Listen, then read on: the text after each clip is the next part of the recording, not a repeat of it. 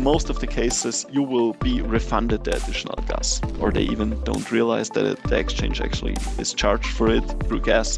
The worst case that could happen would be no one looks into the EIP and everyone keeps everything running as is. So there are a lot of upcoming changes that might tackle the EL, and I'm super happy to chat about those.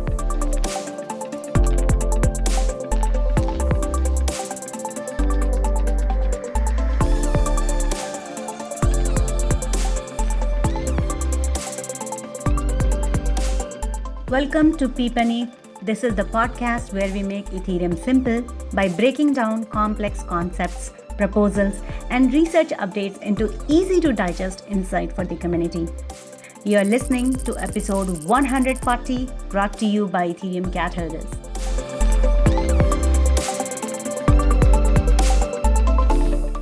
I'm your host Pooja, and today we are diving into an intriguing proposal, EIP-7623, increase Calldata cost. If you are not familiar with it, documented in February 2024, EIP-7623 is a standard track core proposal currently in review status. The proposal aims to adjust Calldata cost on Ethereum network, addressing efficiency and other issues. Currently marked as considered for inclusion, EIP-7623 is active on DevNet, and it has been a hot topic within Ethereum magician and developers community. In this episode, we'll explore the details of EIP-7623, its application, and potential impact on Ethereum's upcoming network upgrade. And to guide us through it, we are honored to welcome one of the co-authors, Toni Wahrstätter. Welcome, Toni, and thank you for joining us on PEEPanEIP. Yeah, thanks for having me. We are excited to learn about the proposal, hear your perspective and insight. But before we get started, our community loves getting to know the mind behind the work. Could you please share a little bit about yourself, the project you are currently involved in, and your journey within the Ethereum ecosystem? Yes, I'm happy to do so. So my name is Toni. I'm with the Ethereum Foundation now for over a year. And I joined the Ethereum ecosystem in general in early 17. So this was right around the ICO hype was just around to start. And I was still on Bitcoin for most of my time. And during the block size debate, which is very interesting because it relates to today's topic. So during this block size debate on Bitcoin, I more and more shifted my focus to Ethereum because I just thought it's way more interesting. There's actually things happening with the ICOs, with the first smart contracts that actually were capable of doing some stuff. And this was kind of my Ethereum moment where I was like, yes, this is the ecosystem I really enjoy. I really enjoyed building open source stuff. So I started with a lot of privacy work, tried to contribute to different privacy protocols. And in the end, last year, I joined the Ethereum Foundation to be more specific, the Applied Research Group, which is a group that mainly focuses between bridging the gap between theory and practice. And EIP-7623 was then also my first EIP. That is great. So I'm happy to know that Ethereum attracted you more than Bitcoin. It is inspiring. I am looking forward to have more researchers and developers joining the Ethereum ecosystem. Moving on, I understand we have got a presentation today. So without further ado, let's peep in. Great. Yeah, super happy to be here today to present EIP-7623 with the naming Increase Calldata Cost. It's a EIP by Vitalik and me. And just to give you a very quick TLDR, most of the things we've already covered in the intro now, but EIP-7623 was created almost a year ago on the 13th of February 2024 with the goal to reduce the maximum block size in order to reduce the worst case bandwidth requirements. And the current status is scheduled for inclusion. So this means it's very likely to happen in Pectra if nothing terrible goes wrong now. And it's also already included in DevNet 5. So if you look at today's DevNet 5, you should already see the code of 7623 being included in there. And just as a rough outline of my presentation today, I want to first talk a little bit about the block size. So what is actually the block size and how do we measure it? Then focus on 7623 and the mechanism behind it. And finally, looking into the specs, see how 7623 was eventually implemented. Great, so let's get into the topic. So what is the block size? And this is already a question that is super important to answer when we talk about things like gas limits, things like Calldata, things like the maximum potential bandwidth requirements, because it's not so clear when core devs talk about the maximum block size, what is actually meant. So for example, when we talk about the block size, you could say, okay, a block is 30 million gas large, right? This is kind of one metric how you could measure the block size. Another one would be to measure the block in bytes. We could basically say a block is 1 MB large. So there are already two different approaches how we can measure the size of a block. Then the stack of the protocol is super important. For example, a block size is different when we look at the gossip, protocol versus the engine API, where in the gossip protocol, most of the messages are compressed. We make them as small as possible to make sure the upload and download requirements for stakers are as low as possible. Whereas on the engine API, this is not that important, right?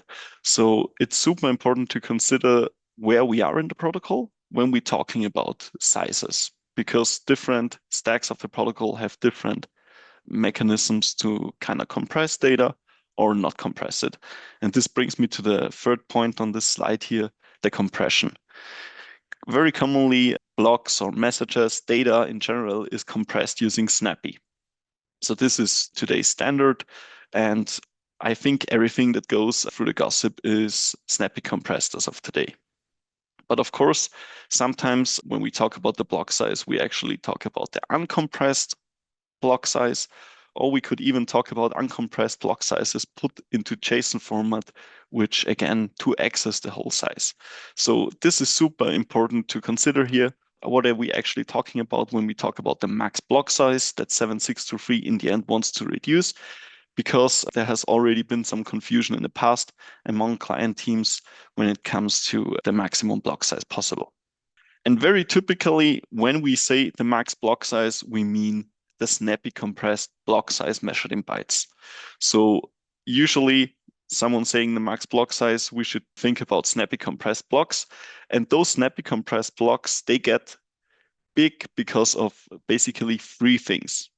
The first one is the gas limit.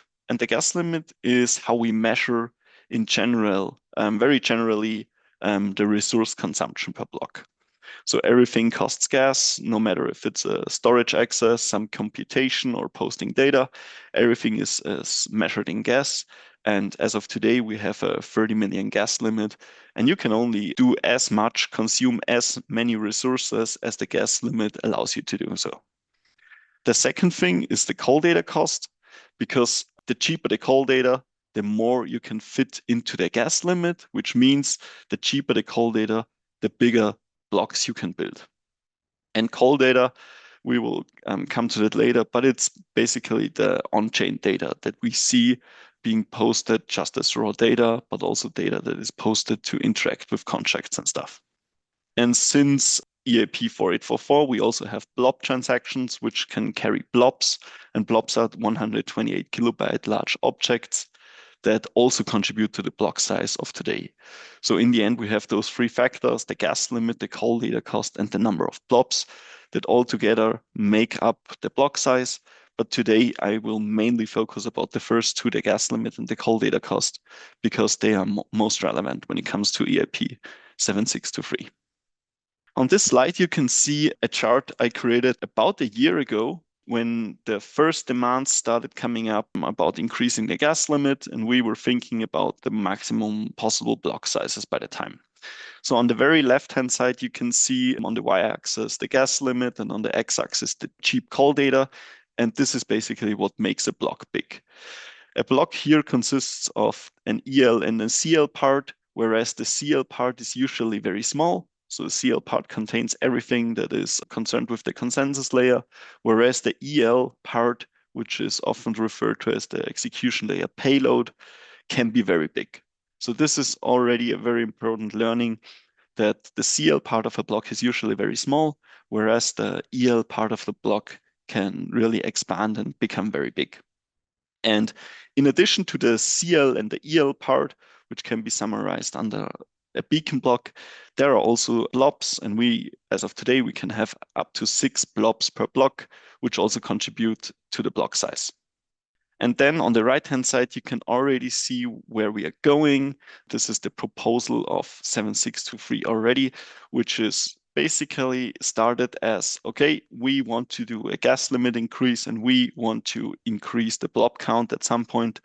So we might want to try to mitigate the negative externalities that come with big EL payload sizes.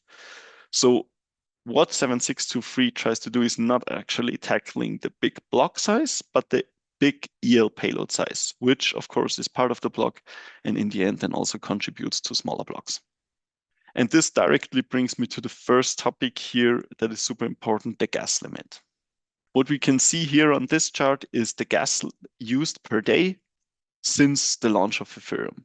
We can see all the hard forks with vertical lines here. And the important part here is everything basically that happened after the London hard fork. So London hard fork introduced EIP-1559 with the 50 million gas target and the 30 million gas limit. And since then, we didn't actually see many changes. When we zoom into this chart and only show the data as of the London hard fork, we can see that since this is September, October 2022, we kind of plateaued. And this was because of the merge. The merge gave us constant slot times of 12 seconds, which meant that we, on a day-to-day basis, we almost consume the same gas every day, which is basically where we set the block gas limit. So the summary here is we didn't see a blob gas limit increase since the London hard fork, while of course the merge led to a few little more gas being consumed. It actually didn't really act as a gas limit increase.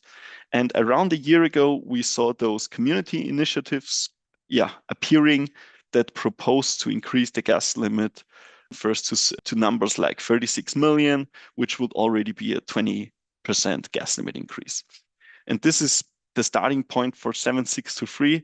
It really started from the community initiative that wanted to increase the block gas limit, and Vitalik and me, evaluating the situation and making sure that the EL payload doesn't grow to sizes where we can't manage it anymore. The next factor that is important when we talk about the block size is Calldata. And Calldata, simply speaking, is nothing else than the data passed into the input field of a transaction. Calldata is used for interacting with contracts, for deploying contracts, but also for posting data. And especially the third point here, the posting data point, because it's not directly a danger, but it can become a danger for certain low-end stakers. And it can, in general, it is a DOS vector in the network. So Calldata hasn't seen many changes for years. We are still at the point where we charge 4 gas per every 0 byte Calldata and 16 gas per every non-zero byte of Calldata. And this gives you a block size of 7.15 megabytes or 1.7 megabytes using the 30 million gas. So this is a very simple calculation. 30 million divided by 4 gives you a block of only 0 bytes. Of course, this is now the uncompressed size, very important to mention at this point, but this is roughly the maximum block size we are dealing with. Or this was at least the common knowledge, what the maximum block size is. And in the end, Calldata has impact on the bandwidth, because the more Calldata, the more you need to upload and download, and also on history, because Calldata, in contrast to blobs, for example, Calldata is not pruned, so it means you have to store it forever.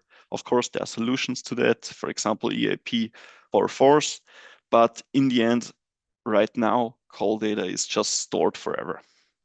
And there's a great analysis by Storm and Georges. I put the link here at the bottom of the slide that I can very much recommend to everyone who wants to get deeper into the problems with history and how we can tackle those. When we look at Calldata, the evolution of Calldata over time, we see the following chart, which actually, in my opinion, looks very cool because it's not very hard to tell when 4844 was shipped.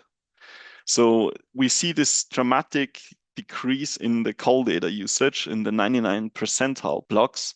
So those are the blocks that use the most Calldata. And since 4844, we not only reduce the Calldata throughput, but also the volatility. And this is already super important because before we had situations where, let's say, staker number one gets a block with a lot of Calldata, the next proposer gets a block with only a little bit of Calldata, and there was a big volatility between those blocks. And this was reduced during 4844.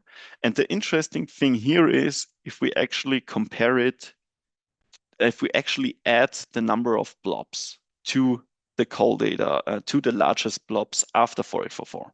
And this is done here with another line, which shows you that even after we shipped 4844, the volatility stayed quite low. And this is in parts because blobs have a constant size of 128 kilobytes, whereas the EL payload size was very volatile. So you could build an EL payload that was a few megabytes large, whereas with blobs, you always deal with those constant size data objects that cannot expand in size or everything. So this is a super interesting chart, in my opinion, because it shows you that even after 4844, where we increased the throughput, we didn't really contribute to much volatility, and the volatility compared to before was actually significantly reduced. To wrap this section about Calldata up, I would say Calldata was initially super important for rollups. It was initially used to post data. So very important to bootstrap the whole rollup ecosystem. But now it kind of became a burden because the data is not pruned and stored forever. So there are concerns about growing history. And as said, EIP-44 is a solution, but until we have EIP-44, history is still a concern, and Calldata directly contributes to growing history. And finally, the DOS vector, of course. I could build a block as a block builder that uses a lot of Calldata through MathBoost. I would give it to the proposer. The proposer would try to propose it, but because of the large amounts of Calldata I put into the block, the proposer might be reorged out, which means the proposer will get no rewards. And this is a clear DOS vector for the network. So this brings me back to the question, what is actually the max block size of today? And for that, I created this table here where you can basically see the different gas limits on the left-hand side, on the most left column, and then different setups of 0 bytes, non-zero bytes, and a mix of 29% of the gas used for 0 bytes and the rest used for non-zero bytes, and then see how big the maximum block size can actually be. And when we focus here on the first line, which is what is the limit right now, because we are still at a gas limit of 30 million, then we can see that the uncompressed block size, only consisting of 0 bytes, can go up to 7.15 megabytes. The one with non-zero bytes is 1.79, and the mix is 3.34. So what is important here is that the 0 byte block is way bigger than the mixed block. So almost more than twice as big, right? But on the right-hand side, we can see that as soon as we start compressing those blocks, we get a different picture. Namely, the block that contains only zeros can be compressed very well. So we can compress a block from 7.15 megabytes down to 0.34. So this is a great compression. For non-zero bytes, of course, there's no compression. We cannot really compress random bytes. And then the interesting part here, the mixed block that is eventually compressed is actually larger than the compressed blocks consisting of non-zero bytes. And this was eventually what caused the Sepolia incident. Some of the listeners might remember the Sepolia incident. This was exactly what caused this Cipollina incident. Basically, a block I created that was on the very right-hand side that eventually kind of got over the limits we had in the engine API. Right, and now that we know all about the block size, how do we measure the block size and what contributes to the block size, we can get into EIP-7623, which, as I already started with talking about the block gas limit. So in February last year, I published this post on increasing the block gas limit. And the post basically stated that a block gas limit increase would be nice, but we should not forget about the EL payload and the potential DOS vectors that big blocks might bring. And then there was a lot of focus and many people looked into the topic. And this was one of the charts that Vitalik put into one of his blog posts that I found very nice to explain the actual problem. So what we can see here is computation on the x-axis, data on the y-axis, and we see a square that tells us what would be a safe block. Then we see a diagonal line that shows us the block gas limit. And then we have those two red areas that say they're dangerous blocks that are still accepted by the network. And what we mean here is that if we looked on the data side to this red triangle on the top left, this is actually a block that is still accepted by the network because it's still below the gas limit, but it's actually using so much data that it might become a danger for the network. And the difficult part here is we actually want to get to the orange part, but on the same side, we don't want to kind of introduce even more area below the gas limit that might end up with dangerous blocks. And this is a super cool chart by Vitalik. I can very much recommend reading his post on multidimensional gas pricing that talks exactly about that. And now EIP-7623 tries to solve this upper left side red area that is still below the gas limit, so everything is still a valid block, but we're already at an area where we are using so much data that it might become dangerous. So the EIP itself, to summarize it, I would say it introduces a mechanism for Calldata pricing that distinguishes between transactions that use a lot of execution gas and those that don't use a lot of execution gas, but only use gas for Calldata. So you have those users that use the EVM for use cases like swapping tokens, doing DeFi stuff, sending around NFTs or ERC20s, restaking, prediction market, most of the potential use cases that require some computation being done in the smart contracts, they use execution gas. So they use gas within the EVM, let it be for operational, for opcodes for all the different opcodes, for storage, and so on. And then you can also use gas for Calldata.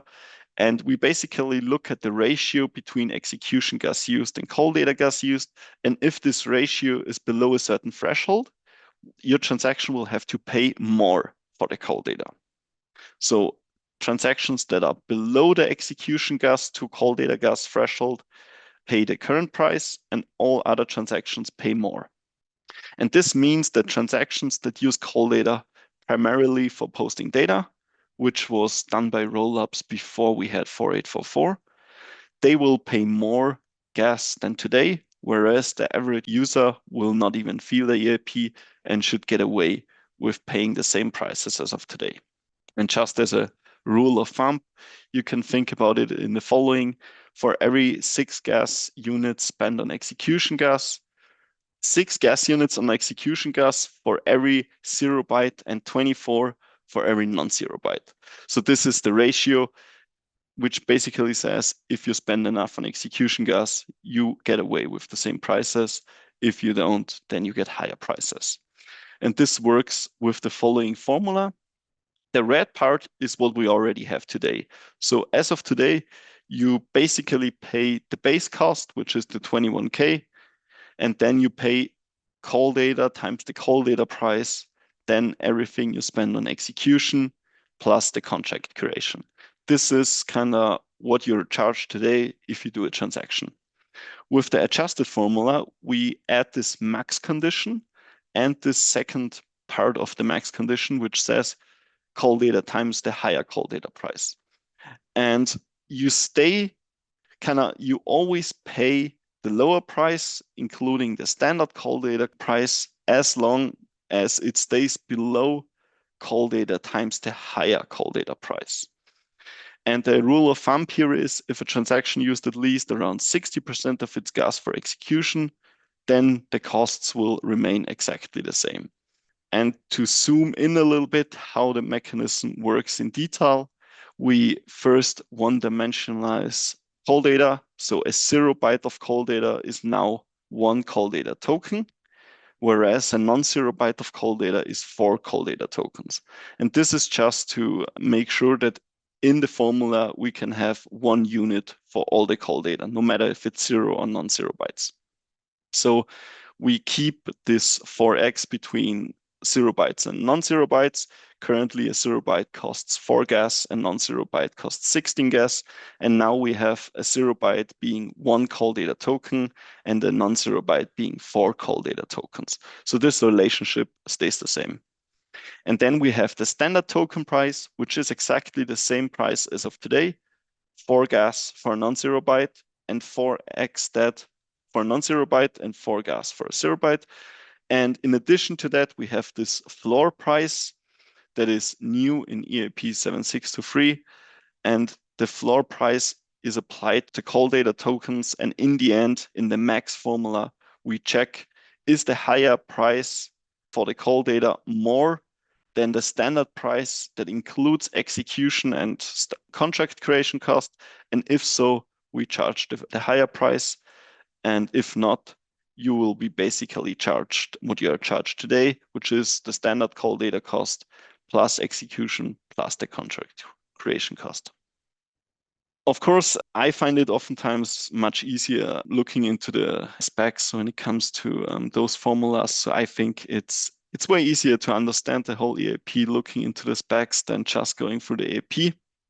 And when we look into the specs, we can see that there's actually only a few lines of code that had to change with 7623. And the first occurrence of a change, we can see it in the check transaction functions of the execution specs. Because very early in the transaction, we already check, is that transaction able to pay for the floor cost, which means pay for the higher call data price, just in case, right? Because before executing, we don't even know if that transaction has to pay the higher price. But at this point, we have to at least make sure that this transaction could, in theory, pay for the higher call data price. Because we don't know it yet, we have to at least make sure the transaction is able to do so. And importantly, we don't deduct the floor cost directly from the transaction's gas, but we only have a check to make sure, okay, the transaction would in theory be able to pay for the higher cost, so it's fine. And this is very important because this means for the user that users will have to specify a higher transaction gas limit. Most of the users already have a lot of buffer there and are fine with doing so.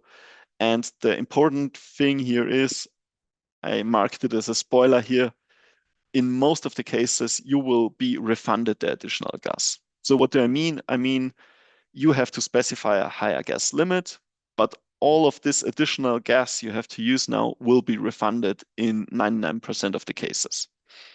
The second occurrence of a change regarding to 7623 is in the process transaction. And I would say in the process transaction function, we see the main logic of 7623 being implemented.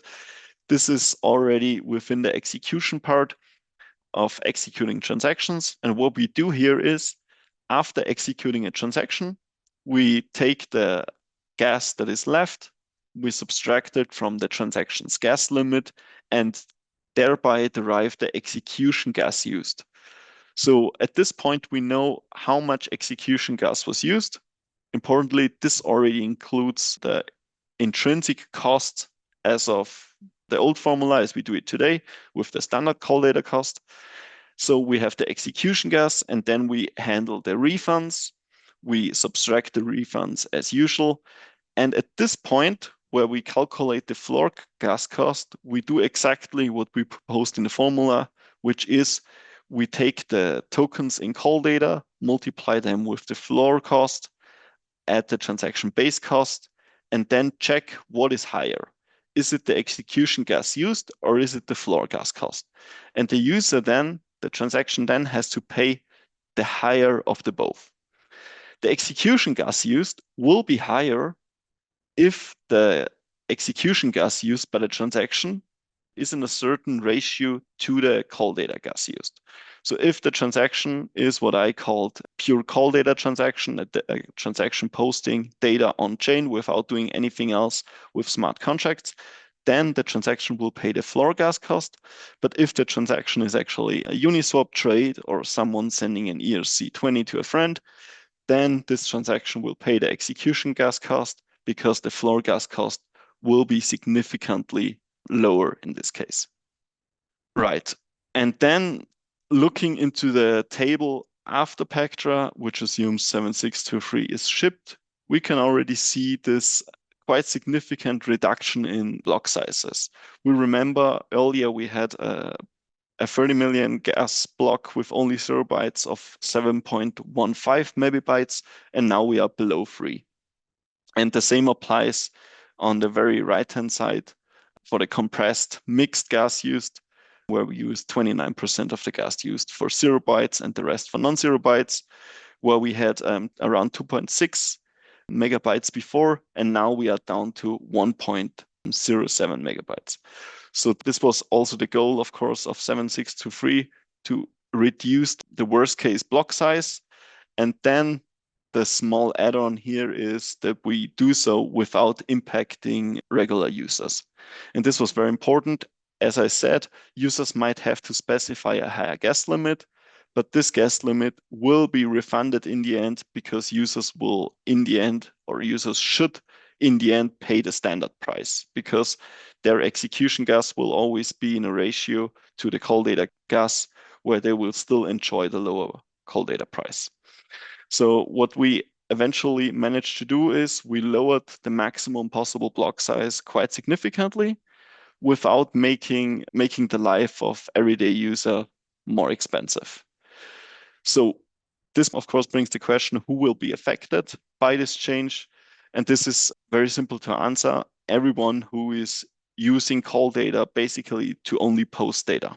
So if you use Calldata without interacting with any contract, or if you use a lot of Calldata and you only do a few operations in the EVM, then what this means is you might have to pay more for Calldata and your transactions will become more expensive.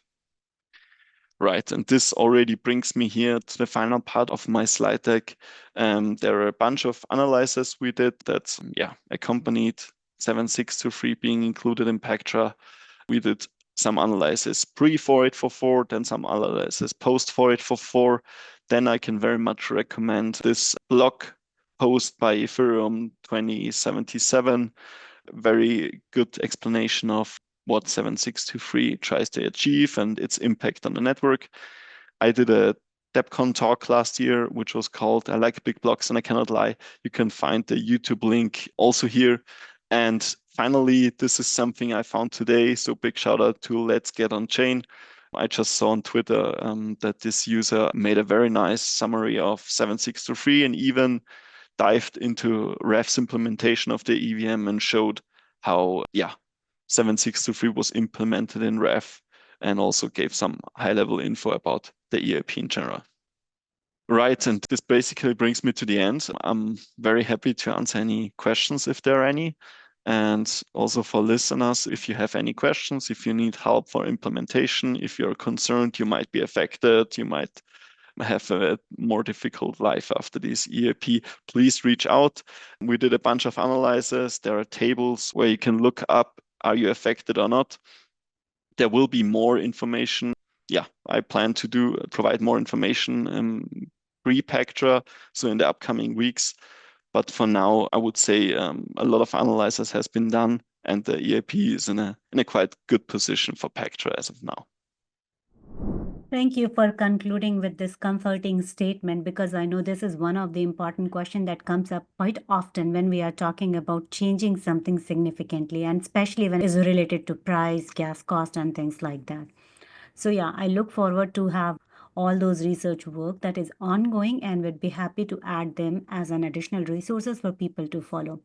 Overall, it was a great presentation, and I must say that I really love getting developers on PEEPanEIP, because I feel like it is a good way to get the visuals of consensus and transaction mechanism on slides, which is outside of the research paper. Generally, they are just confined towards the research paper only. So yeah, great talk about that. Thank you. Thank you very much. We really appreciate you sharing this high level overview, not actually high level, because you also went into the spec, which was good, helpful for our client developers. I see some of the client developers on the call itself. I hope this will at least provide community to set an expectation of what is being shipped here. I have a few follow-up questions.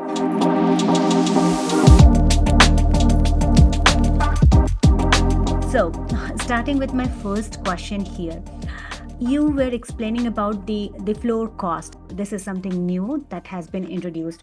I'm curious to understand, would that be there for all kind of transaction, or will there be a group of users who would be most affected with this floor cost that would be Mhm. added to their transaction? Right, yeah. So the floor cost is determined for every single transaction. So every single transaction will have a floor cost. The question is just, will that floor cost be applied when it comes to determining the final gas usage of a transaction? And initial analysis showed that around 99% of the users will not be affected by the floor cost, which means they will have to be able to pay for it in theory. So they will have to have a transaction gas limit high enough for the floor cost. But in the end, they will not be charged the higher Calldata cost, because for most users, their EVM gas consumption is high enough to satisfy the lower Calldata cost. And those users that are still affected are mainly users that either don't use blobs for data availability. So you can still think about a rollup, for example, that is not using blobs for data availability, which means they are still hosting their data through Calldata. Those are users that are potentially affected.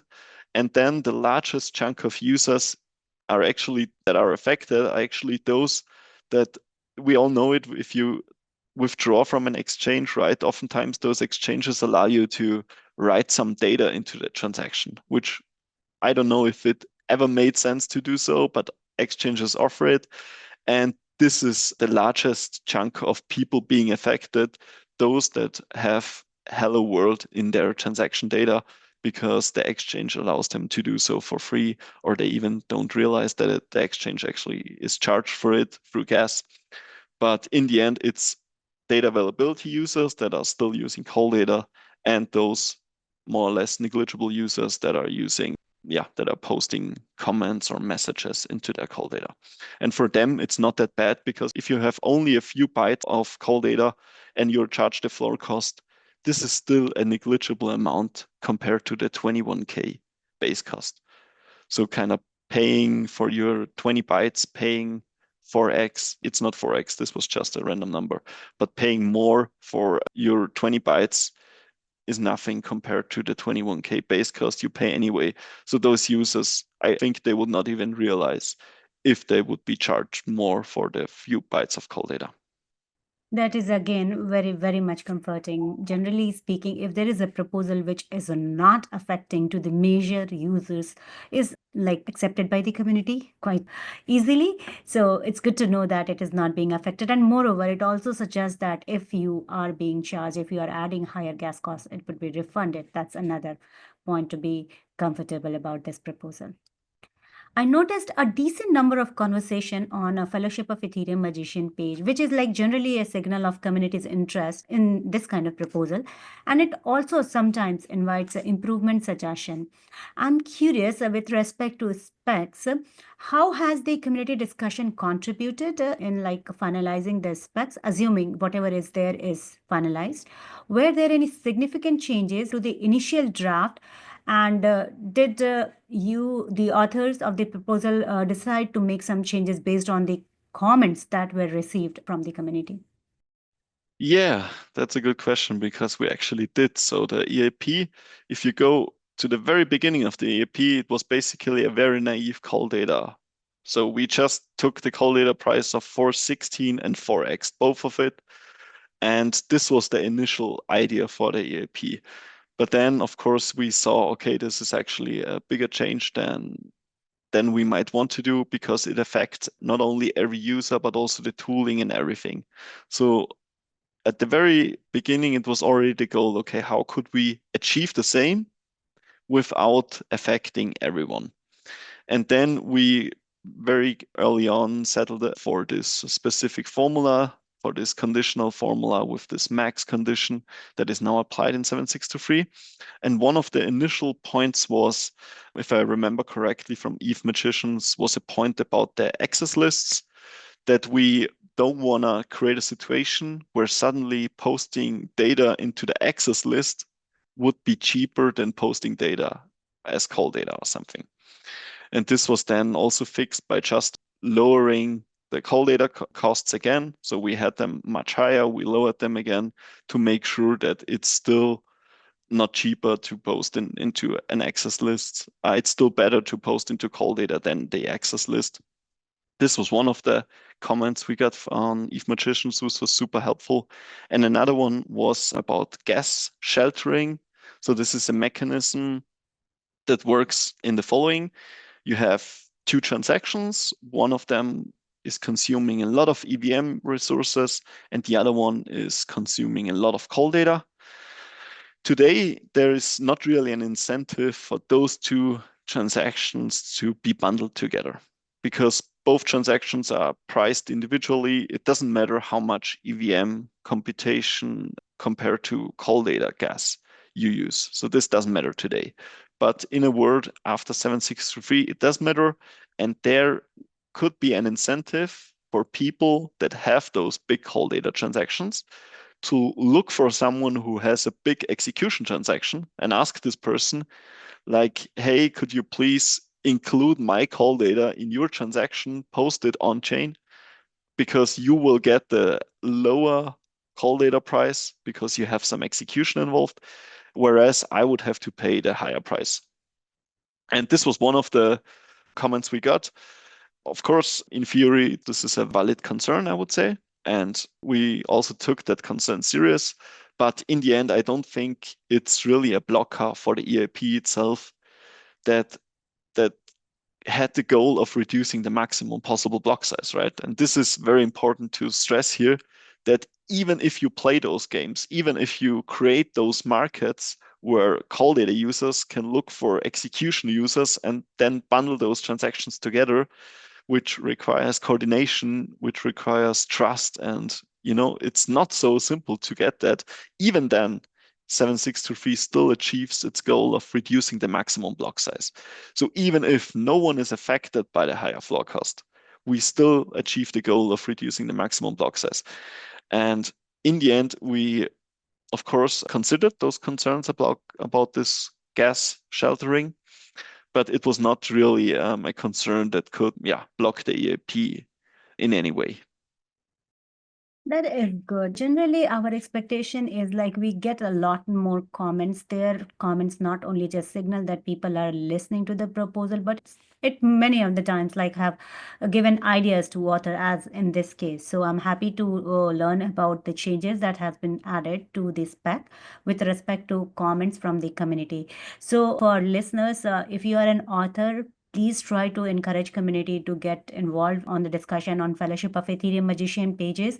And as Toni also mentioned in his presentation at the end, that if you have concern, please show up. People are there and they would be happy to respond to your question, and we'll do our best to address the concerns. Moving on, my next question is on the compatibility. So I was looking into the proposal and it suggests that this is a backward incompatible gas repricing that requires a network upgrade. Of course, it is getting into Pectra, so it is going to be there soon. It also contains some instruction for wallet developers and node operators that they must update gas estimation handling to accommodate the changes of the new call data cost rule. So, how, as an author, do you foresee the EIP implicating these existing smart contract infrastructure? Do you see any specific challenge in adoption as per your anticipation? Yes. So regarding adoption, I would say the worst case that could happen would be no one looks into the EAP and everyone keeps everything running as is. And then we could see some more failed transactions because they would be underpriced. So as shown earlier in the check transactions, we would check, is the transaction's gas limit actually able to pay the floor cost? So even though I'm doing an ERC20 account, I did the math, I used that amount of execution gas and I used that amount of call data gas, I will not hit the floor. Even then, you must be able to at least be able to pay for the floor with the transaction gas limit you specified. So this is a very simple thing to do for developers to change that, to make sure that a transaction is able to, at least in theory, pay for the floor cost. But then, as of this point, everything should be fine. So there are no surprises after making sure you are theoretically able to pay for the higher floor cost. The other thing that could happen if you're surprised by the EIP suddenly, which shouldn't happen because there is a lot of work to inform everyone, like this episode here. But if you're surprised suddenly that you pay a little bit more gas for your transactions, then it could be because of EIP-7623 and your transaction is hitting the floor. For every user that is using Uniswap, that is using Aave, MakerDAO, and all those DeFi apps, sending around ERC20s, sending around NFTs, and so on. So almost all the use cases you could mention here, they will very likely not even feel any difference because maybe they will see the difference that their transaction gas limit is actually set a little higher, but then they can see, okay, after the transaction, the gas consumed was actually exactly the same. So in this case, I don't see any surprises here. That is good. And having specific instruction is also helpful that if changes are done on wallet level, that would be like most user won't even feel differences over here. Very well. I remember this article of Block Native in 2024 where they were talking about how Layer 2 overpaid for the time when gas was like very, very high. And L2 could have switched at that time. So I'm wondering, with respect to rollups, heavily relying on this call data for off-chain computation, what would you say is the impact of EIP 7623 on their economics and feasibility? Yeah, usually rollups shouldn't be affected at all. So let's say the standard rollup of today, no matter if it's an optimistic rollup or a CK rollup, they will already use blobs. There are some use cases, and it's worth to mention them. For example, Starks.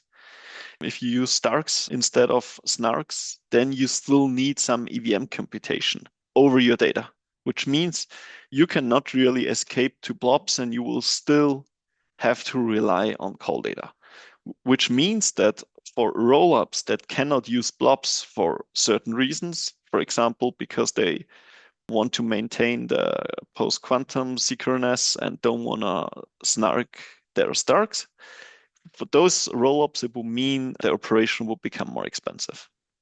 So there is really nothing we can do about that. Of course, one can argue that, of course, the burden on the whole network is very high because posting a lot of call data is a lot of work for the whole network. And therefore, it's just fair to price it higher. But it's definitely worth to mention that there is this use case that not every rollup not using blobs is doing something wrong. So there are, especially thinking of Starks, this use case where you need the computation where you cannot really escape the EVM. Very interesting. I hope that would be worked out and we don't see any challenges over there as well. Well, we are getting closer to the time, so I think that's mostly done on the questions, which are like long answers questions.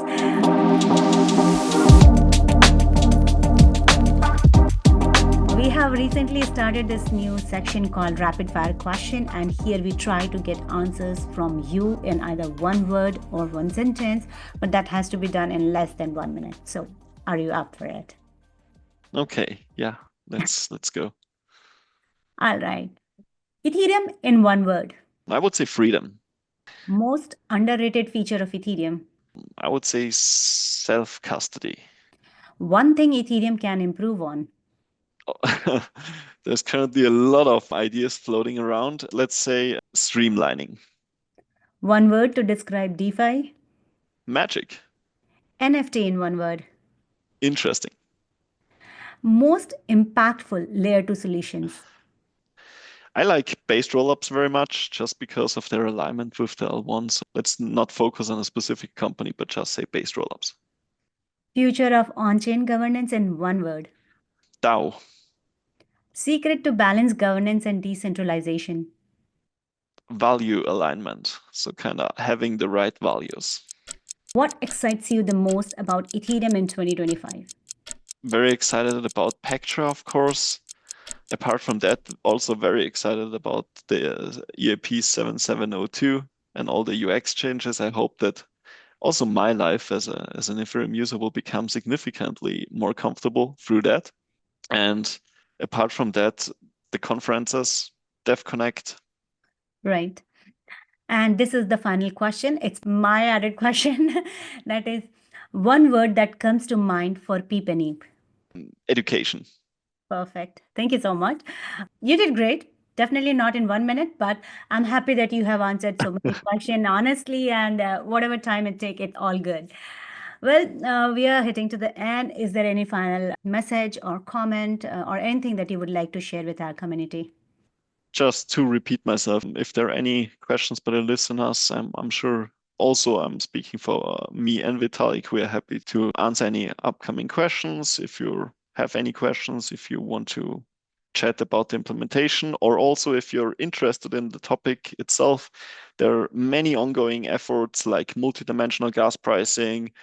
There is this buzzword being thrown around, making the EL great again or stuff like that. So there are a lot of upcoming changes that might tackle the EL, and I'm super happy to chat about those. Very well. Thank you, Toni Wahrstätter, for taking out time to share about EIP 7623. I'm excited to see this proposal is planned to be on the mainnet with the Pectra upgrade. That brings us to the end of today's episode of PEEPanEIP, and I hope this discussion on EIP 7623 provided valuable insight to the community about this proposal and its potential impact on the Ethereum ecosystem. Thank you for joining us here today. Thank you very much. All right, dear community, we would love to hear your thoughts, questions, or feedback. Reach out to us on Twitter and join the discussion on Fellowship of Ethereum Edition. Don't forget to subscribe this podcast so you never miss anything new upcoming in Ethereum's latest development. Thank you for listening. We'll be back with another fascinating proposal to explore. Until next time, keep learning, keep building, and keep perfecting the Ethereum blockchain. This is Pooja Ranjan signing off.